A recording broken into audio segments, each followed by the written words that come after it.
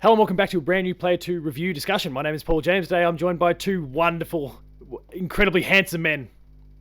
Oh, no, wait. I got Ryan and Max. How are you guys? He called the wrong people. I'm good, man. I'm Good. even better now that I was handsome for a second, and then I wasn't. Sorry, just got to keep you on your toes. Yeah, always gonna keep us on our toes. Yeah, no, I'm good, man. It's good to be here. Awesome. Let's get into it. We're going to talk Spider-Man. Right off the bat, big thank you to the team over at PlayStation Australia for providing all of us a review code of Marvel's Spider-Man 2. Let's kick things off. Let's keep it simple. I'm directing traffic on the P2 video and the Pop C video. This is fun. Let's get our overall impressions.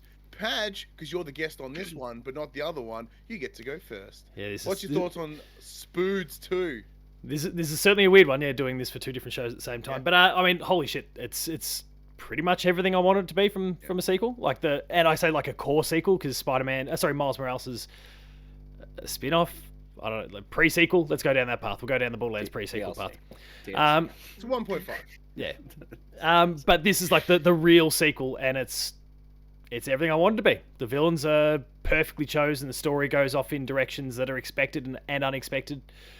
They deliver everything really, except for tip-top performance. But we'll get to that later. Ooh, spoilers. Actually, we can talk about that one now. It's not spoilers. Max, about yourself. Yeah, I'm in the same boat as Paul here. So, it went expectedly. It's a great follow-on from the original Marvel Spider-Man.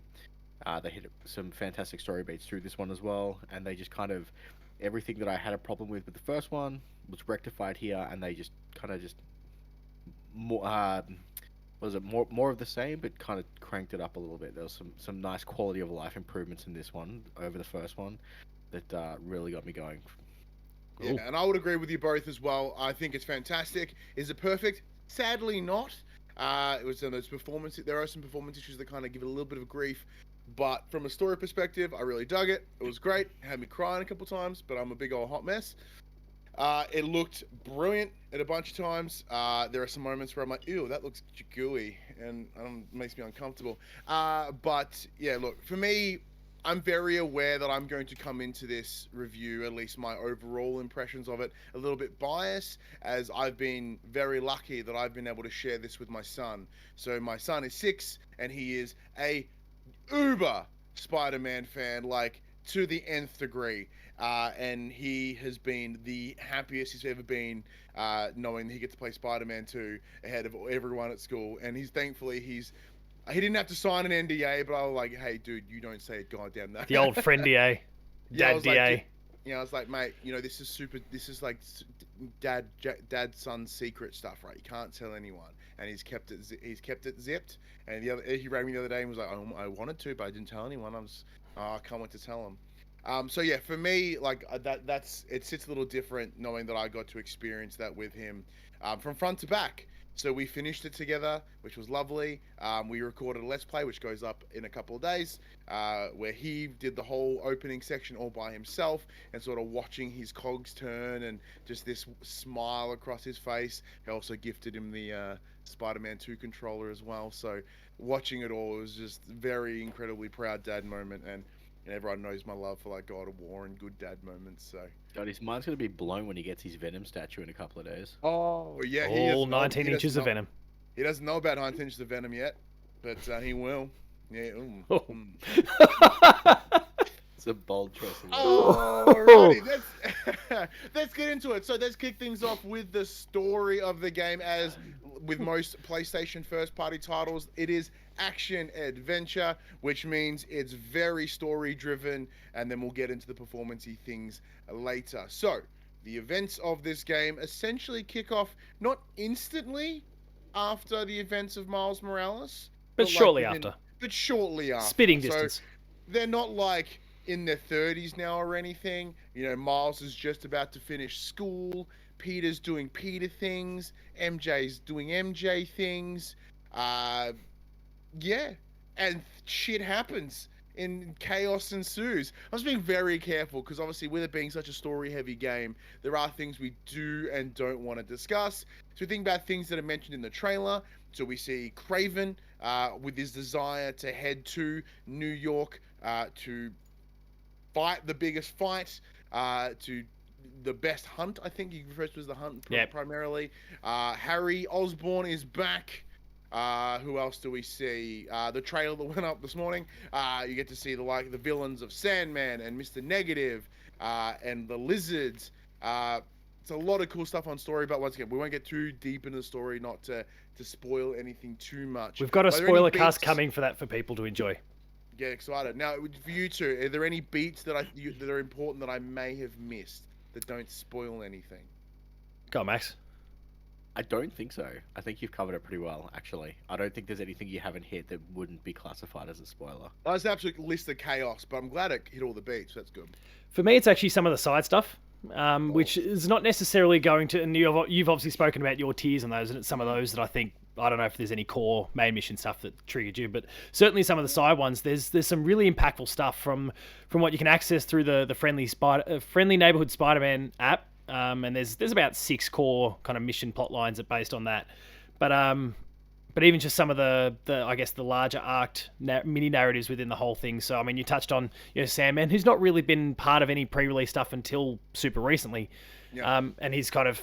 We can safely say this. He's kind of that opening encounter that you deal with, and it's where they tutorialize a lot of stuff and whatnot.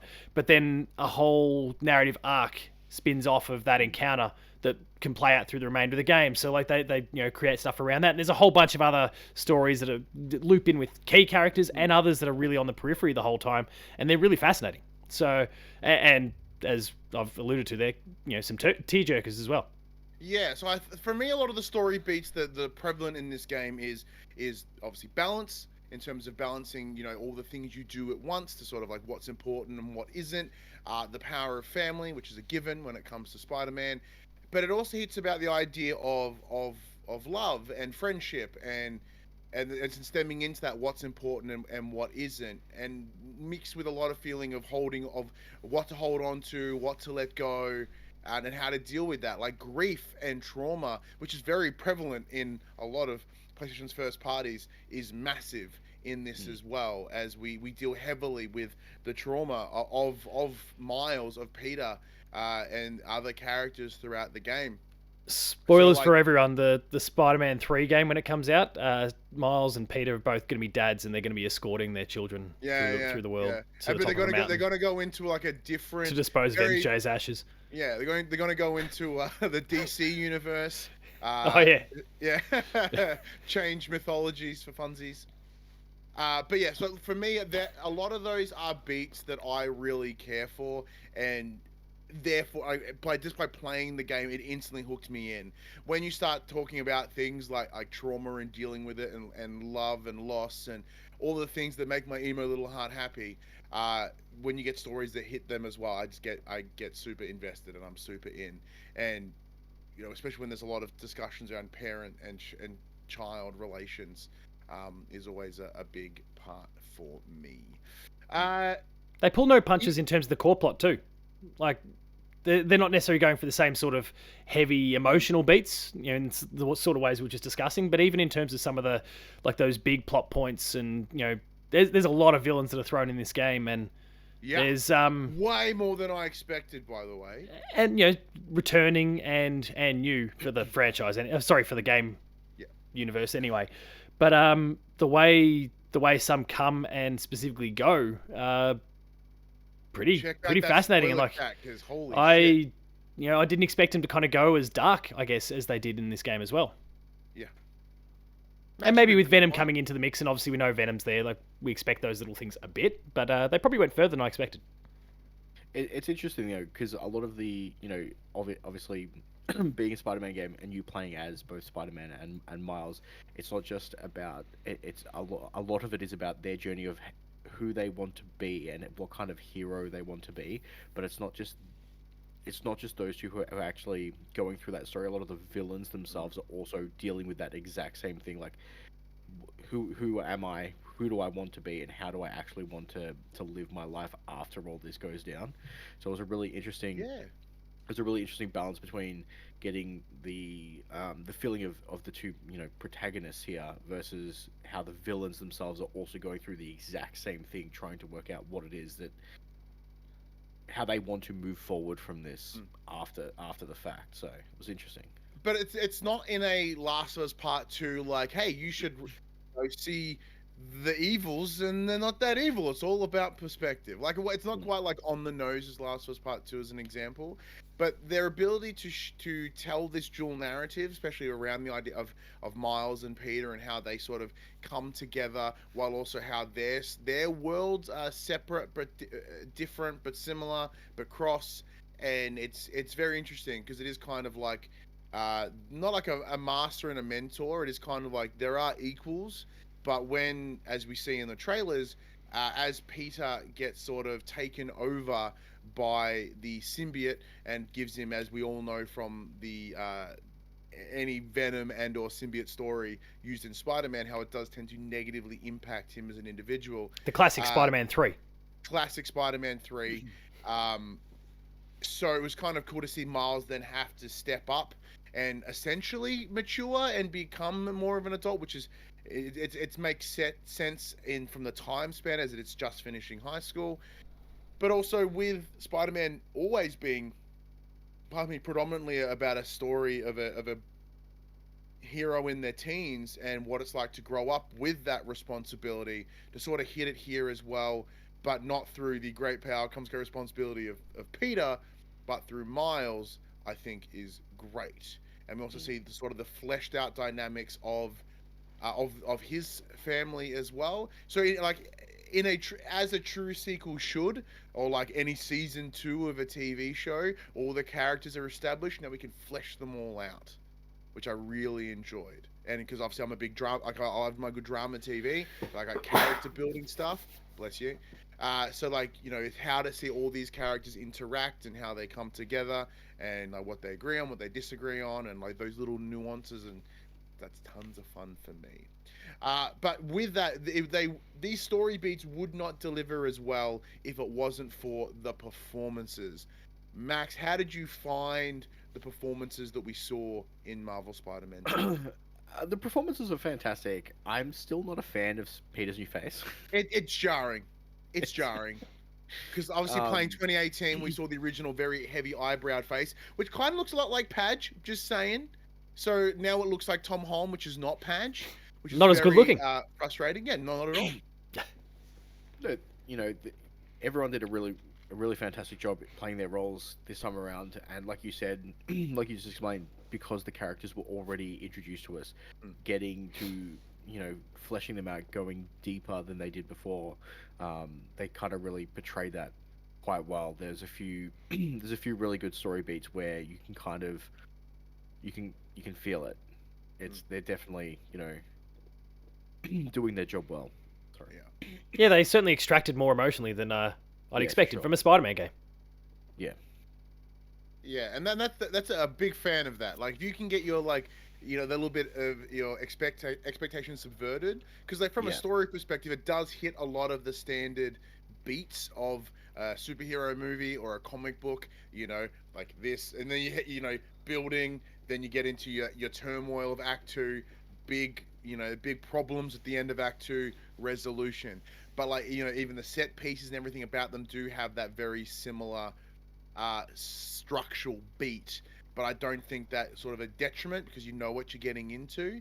But yeah, how the performances delivered that narrative, I think, is something that really sets this apart, even from Spider-Man 1 and Miles Morales, because as we said, everything's been established and nailed. What about you, Padge? What's your thoughts on this? Oh, look, it's really hard to wade through at the moment, because obviously there's a lot of things we can't say. Later date, I guess. Look, yeah, I mean, everything's paced so well. The beats that they drop, really strategically done in terms of creating a great narrative, but also tugging on all the right heartstrings. They thrust you in and out of kind of a more aggressive sort of gameplay approach to something that's, I guess, more rooted in what we kind of know and expect from Spider-Man characters. Like they extract these feelings through both the cinematics and the story and the cutscenes and everything they do there, but also through the way that we play the game as well. Because there are a couple characters that you sort of get to experience their vision of the world, and how the game changes to reflect that from a storytelling perspective is fascinating. And I really like that, because I think, once again, we're looking at the dichotomy between Peter and Miles. You're seeing how they see the world differently, how they just tackle their villains differently, and it's cool to see other spaces where you can see the world differently. So this may be irk some people, but you do get to play sometime as Mary Jane in this one as well. However, unlike It's not a stealth in mission. 2018, it's not a stealth mission. It almost becomes a first-person shooter for a hot minute. It's kind of cool. So they really took the criticisms of some of those parts and went, oh, well, then how do we improve that for this? You still get them, but they're better. Even in the same way that when you do all the, the little, you don't have to do the pipe puzzles or anything as much anymore, which is thank Christ. But even how they sort of weave those puzzle elements into the overall story, I feel they're a little different as well. But yeah, we won't touch upon it here because it's a great side story, but we'll touch upon it in the spoiler discussion. Yeah, there are genuinely some side stories which moved me to like deeply. Like, and I'll go into details as to why, but like in that chat. But I'm a big softie, always have, always will be, and it's no surprise that I was like at least like twice at least. And that's the ones I'm just remembering off the top of my head. But yeah, performances across the board are really great. I think the performance driven by Yuri, whose last name I can never pronounce. Lowenthal. Yep. Thank you. So for Peter, I think because he has to deliver a very different Peter in that, he has to be like that friendly neighborhood Spider-Man that does care and, it does have to own up to some of the mistakes that he has made or is making, to sort of shift between that like shitty symbiote Peter and regular Peter's tons of fun. And even with Miles, the actor whose name escapes me, even watching them sort of grow and mature, sort of, even just their tone and their delivery at the start, it does have that kind of a childlikeness to it. But as you progress throughout the story, you start to see, how they look at the world, how they communicate about the world, and even how they communicate to individuals in that space, shows that they are going through this little, coming of age almost. And I personally dig this shit out. I love a good coming of age story. Even Mary Jane as well, she's given enough to sort of flesh out who she is, not in like a really in-depth way, but enough to sort of, once again, how all these things fit together. Even the likes of Rio, which is Miles' mum, she's weirdly an important character in this, like more than you think she should be, but in a good way. Yeah, overall, I dig the story a lot. There wasn't any moments where I felt that the story was sort of dipping or losing. I felt it kept a pretty good, consistent beat in terms of the ups and downs of it all. Like, there were moments where you kind of went, hey, just go explore the city. However, I felt there was less of those moments in this compared to 2018. Very much so. Yeah. So it does keep that pace moving forward, because the game itself is, oh shit, how many hours? I think I finished in about 25 hours.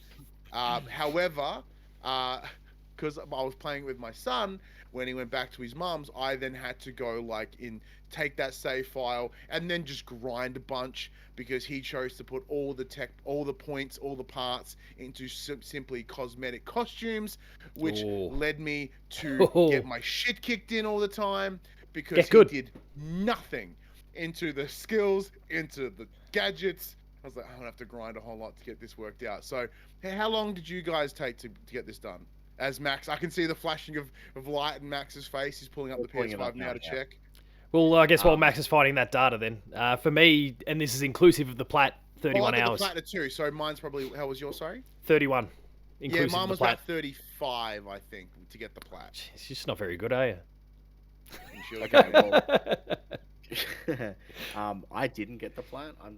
You're even worse. And complete. So I kind of just did the story and collected all the one lot of collectibles, and I think it took me about 18 hours. Yeah, which makes me personally very happy, because I don't have time for long ass games. I'm an old man, so like a good 20 hours, a good tight 20 hours was dope. And then to because we were very, very lucky in the lead time on this, might I add. Very generous. to be able to spend that time to then just like pick it all off and finish it all up. We finish it all up to get the plat was brilliant. It does feel bizarre to like have played it, completed it, and got the plat like a week out. That was really bizarre, knowing that I've got to go pick up the statue in a couple of days and be like, now what do I do? yeah, What are you going to do with those 19 inches? Yeah, that's personal, Page. But let's talk about that, though. As you mentioned, some of the things that have changed from the first is the world. The map itself is larger. We're getting to dick about out. Yeah, Queens. Queens has been added. Outside of Manhattan, we're now in Queens. We're now in Brooklyn.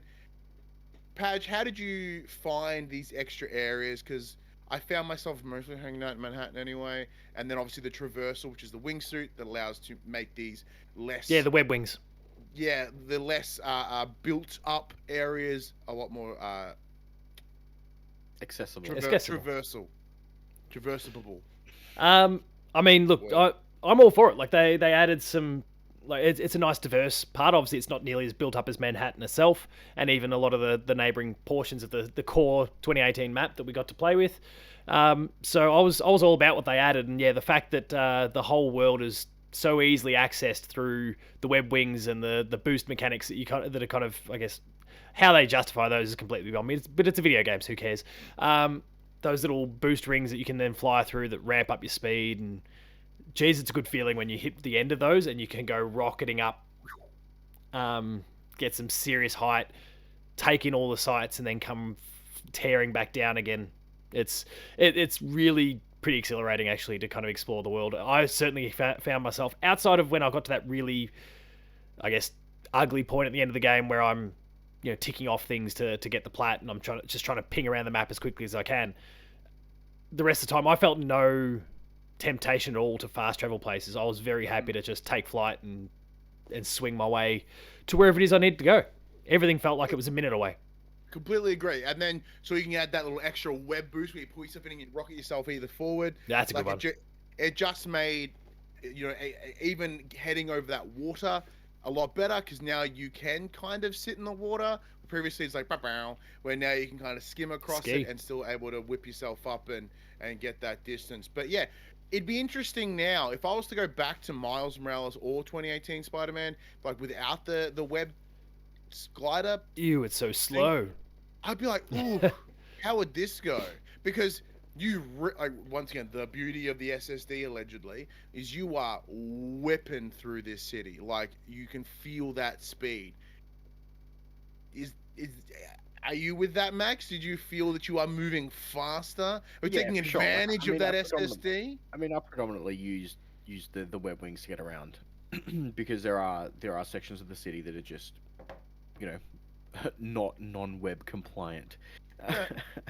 In the sense that there's just no tall buildings. Like when you get into the the suburbs or going across Central Park, for instance, it's a pain in the ass. But yeah, the addition of the web wings, like you said, those wind tunnels. Which is which I found hilarious because you can clearly see which direction the wind's going, but it doesn't matter which way you go through it. It'll just boost you. It just turns. It'll just turn to always give you the favorable wind. Heads up, slipstreams like that are very common in highly built up areas, by the way. Yeah. Not you. I don't know whether they could rocket them. I don't know whether they could rocket a man, but there you go.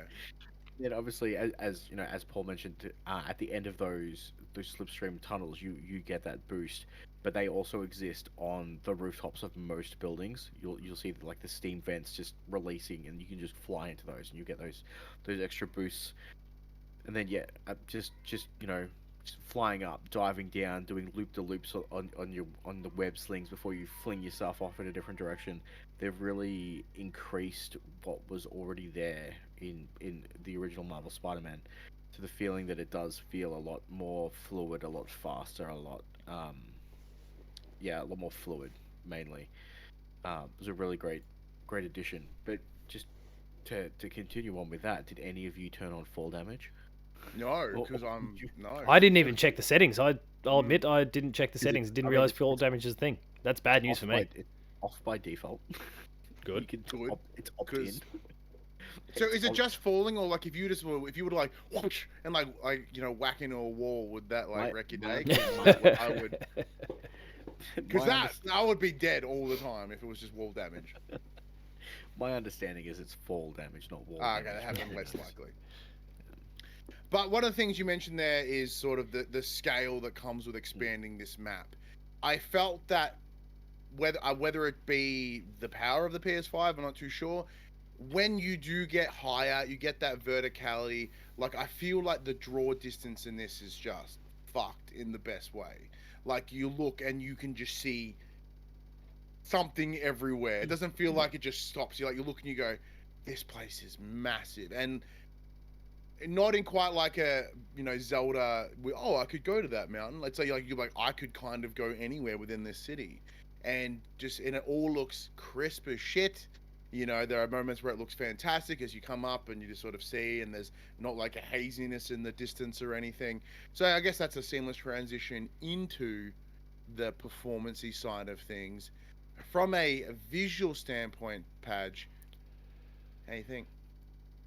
On the visual side, I got that flywire door effect a bit, which was weird considering I wasn't in a VR headset. But like, I don't even know if it's the right phrase for it. Artifacting around the edge sort of thing. Okay. Not even just around the edge.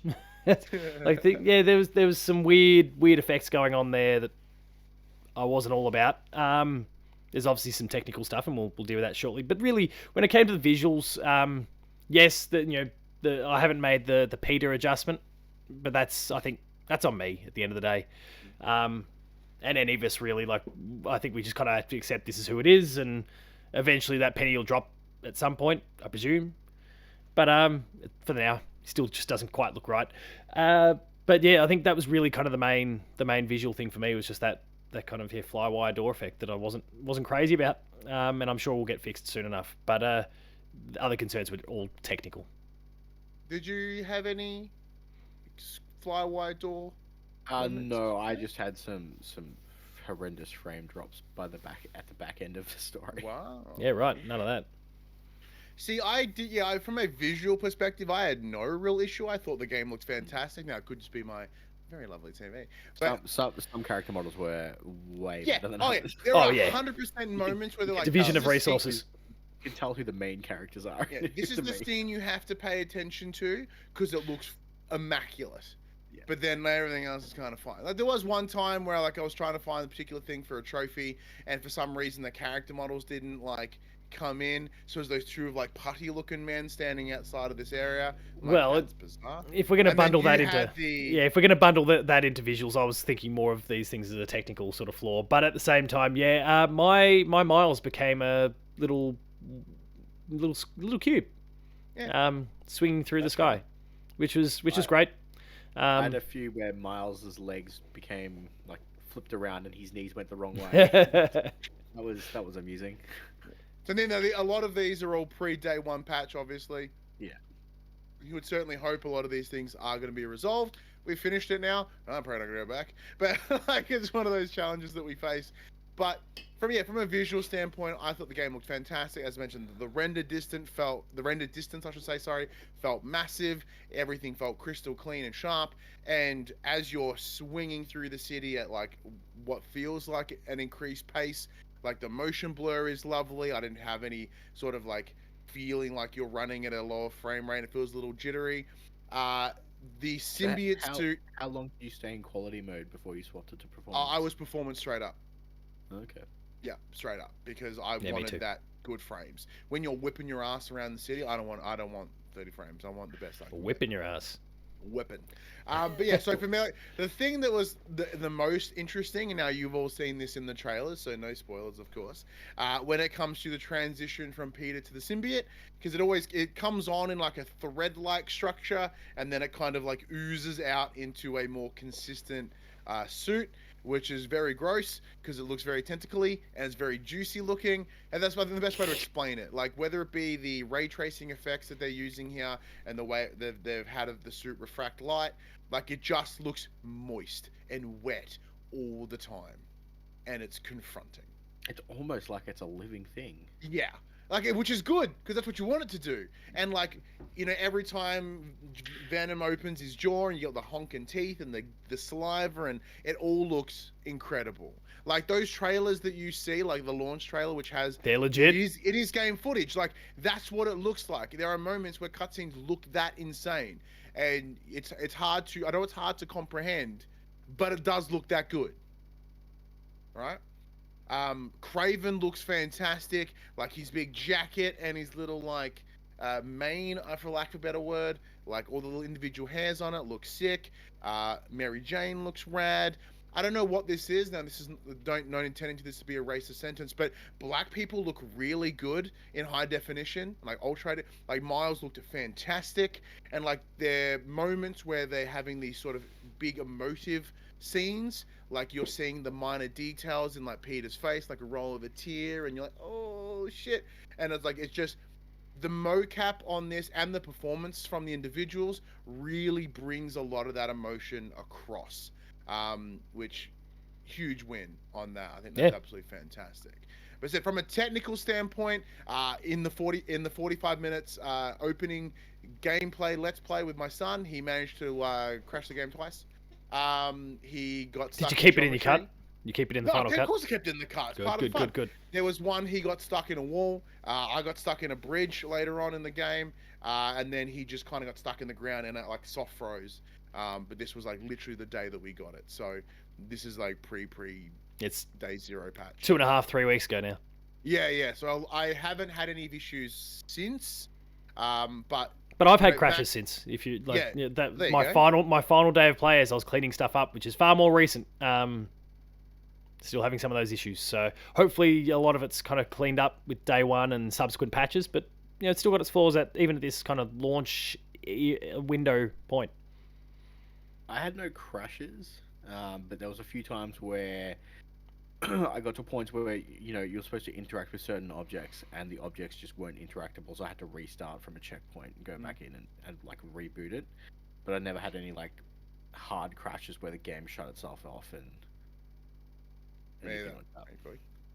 Yeah, a couple of both. Because from memory, I think it was when the PS5 came out, there were some people that just couldn't play Miles Morales for some reason. Like it just hard crashed their consoles, or was it Demon Souls? No, I heard a lot of that with Returnal actually. Returnal was one that So my apologies, Returnal was the one. People like you, whether downloaded or discs, just wouldn't. PlayStation didn't like it for some reason. Yeah, no, which is weird. Are there any beats that we haven't hit, or to be shameless, are there any like little one-liners you want to throw in just to see maybe we can make ourselves a little accolades trailer? I'm saying.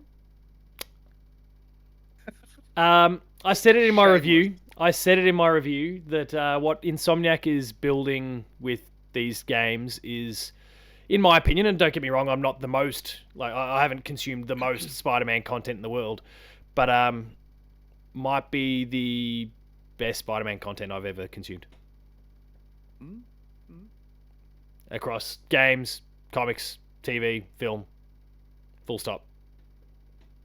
So kudos to them. He's like they're the only Marvel. Yeah, and then next week he's like, "Did you watch it? Have you seen Into the Spider-Verse? This is incredible." And that is like right up there, of course. But yeah. Yeah, Insomniac have done such a fantastic job over the last few years with both Spider-Man and Miles Morales, and they're just continuing to up their game every time. Yeah, Wolverine will be out in like 2 weeks and trump everything. Yeah. I don't know. To put it simply, I don't know how Insomniac games can deliver this exceptional quality every time. It's as simple as that. I don't know how they do it. Because they are the most frequent release studio and now under the first party platform. Each of them are brilliant. Like, yes, we've had some niggles, but like, it feels like a racist word, but it isn't. There are these little hiccups that we experience, but it impressively doesn't take away from the overall experience. They're not releasing words on a yellow backdrop every other month. Yeah, there was no apology.png, which I really appreciate. But it is a must play for your PS5. It's a standout title. Like if you have a PS5, you need to buy Spider-Man 2. Like whether it be, you know, you've never played Spider-Man 1, you've never played Miles, just get it, get all three. Have the best fucking weekend of your life. You know, yes, from a performance standpoint, it killed it overall. It looked utterly insane. As you mentioned before, Padge, I didn't think I could feel so much from a Spider-Man game, superhero characters, or a Spider-Man game. Like, it's really bizarre. Just sort of as I'm sitting there like bawling and having to explain to my son why he's like, "Dad, are you crying?" I'm like, yeah. And then I had to explain. He's like, and then he's like, so once I explained the nuances of it, you could sort of see it moving him as well.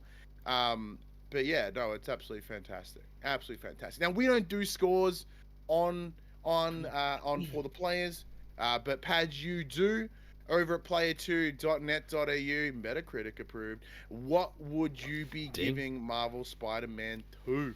Look, we have the letter grade system, which complicates things multiple different ways. But anyway, so I gave it an A-. That equates to like a 91 on Metacritic. So the game is exceptional. And like we've kind of touched on, I think through everything really we've said that the only hang-ups are these visual and technical flaws that the game has. And so for many people, by the time the game comes out, a lot of that will be cleaned up. And certainly within the subsequent weeks, I'd imagine most of it disappears. Speaking of subsequent subtitles, hot mess sometimes. Don't know why. Oh, Just really? Actually, yeah. Yeah, sorry, the occasional delay on those. Yeah. Delay? Some of them just didn't even, like... I got like 4 lines of dialogue in advance sometimes. It's like... Spoilers! And it was the big spoilers. It's like, Spider-Man's Peter Parker, and at that point he hadn't taken his mask off. I wasn't ready for the spoiler. It was a hot mess. Max, as mentioned, we don't score, but like, for the fun of it, if we were to score it, where would you sit? Yeah, look, it'd be a 90 for me. If we were to score it out of 100, it'd be a 90. 9 out of 10. Yeah, I'm in a similar boat myself. I'm looking like a 9.5, like 9.5, I guess, because it's an overall, the experience is absolutely fantastic. Small little hiccups, but they impressively, whether it's just because I'm drinking the Kool-Aid, who knows, it never really detracted from the overall experience for me. These little things like, oh, this is still fantastic. But beautiful. But that does bring us to the end. Let us know what you are most excited for Marvel Spider-Man 2. It does come out on October 20th on your PlayStation 5. There is a spoiler review coming. There is Let's Plays coming. Padge, for yourself over at Player 2, what do you have coming for Marvel Spider-Man 2? Yeah, so I guess at the same time that this goes live, there'll be a full video review that people can go check out as well. There's, I guess, the video version of my written review that people should go and absolutely check out, because I worked on that. There's a YouTube Shorts version as well. That's hitting YouTube Shorts, Instagram, TikTok, and the like. Getting out on those social platforms, so go check out all that stuff as well. And yeah, the written review. There'll be unboxings for the 19 inches of Venom. See what I do. See what I do with those 19 inches on camera. I'm gonna compare. You'll need OnlyFans to access it. Honestly, the size of my head, just because I think a head I have a huge head. It's probably a good size in comparison. Go check out my OnlyFans to see what I do with that 19 inches. While we're there, Padge, give yourself the spiel. Oh, I mean, people should go and check out all the Player 2 content. Player2.net.au, youtube.com/player2netau, all the socials. Go check all those things, and Paul James Games on Twitter for myself. I'm not going to embrace this X bullshit that you guys stick with. Nah.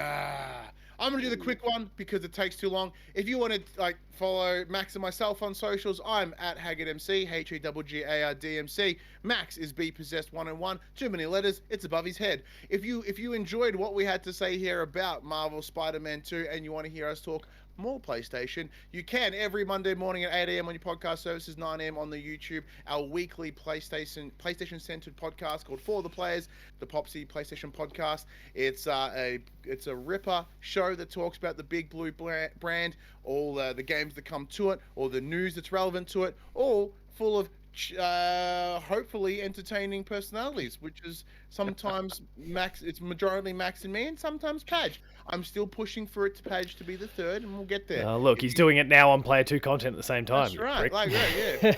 Hey, Huzo, you want a PlayStation podcast? All right, let's wrap it up. Once again, big thank you to the team over at PlayStation Australia for providing us the review code for this. I personally And so just to get a little bit like, reflective again, it means a lot. Like there's not a lot of PlayStation like content creators specifically here in Australia, and we are very lucky to still be involved in that space and to receive this title so early in. You got it before me, you bastards. Which is insane. Like to We'll even ignore be that. considered in the same conversation as these Metacritic approved like big dudes with the likes of Press Start, Well Paid, Player 2. We can't thank PlayStation Australia enough. And then of course being able to share this with my son, and I feel that this is what I got to experience with him and play the game front to back and make some content with him. That is truly a memory that he will have for forever. And as my son doesn't live with me, I don't get to see him as much as I'd love to. So for me, it's very important that I make the best memories that I can when I'm with him. So big thank you for helping me make memories with my son. But until the next one, I'm Ryan Betson. I'm Max Hooper. And I'm Paul James. And that was Marvel Spider-Man 2.